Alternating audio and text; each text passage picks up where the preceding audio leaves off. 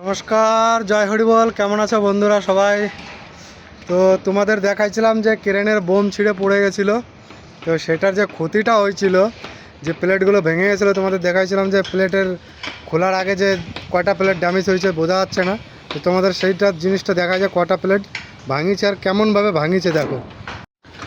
এই হচ্ছে সেই প্লেট যেটা ভেঙে গেছিলো, এটার উপরে ক্রেনের বোমটা পড়েছিল আর এইভাবে ভেঙেছে।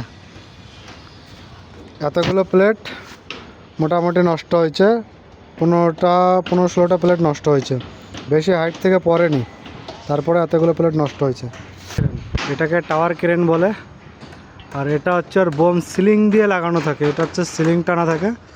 তো এই জিনিসটা যদি এত হাইট থেকে পড়ে, যদি কারোর মাথার উপর পড়ে, তার অবস্থাটা কী হবে একটু নিজেরাই ভাবো। আমাদের লাইফটাতে কতটা রিস্কে থাকে সাইডে কাজে, সেটা আমরাই জানি।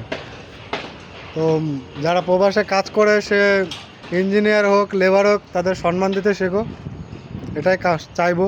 কারণ আমরাও তো মানুষ, আমরা নয় বাড়ি থেকে বাইরে এসে কাজ করি, তাই বলে যে আমাদের সম্মান নেই, এটা তো মানা যায় না। তো চলো, সবাই ভালো থেকো আর ভিডিওটা শেয়ার করে দিও পারলে আর কি। জয় হরি বল।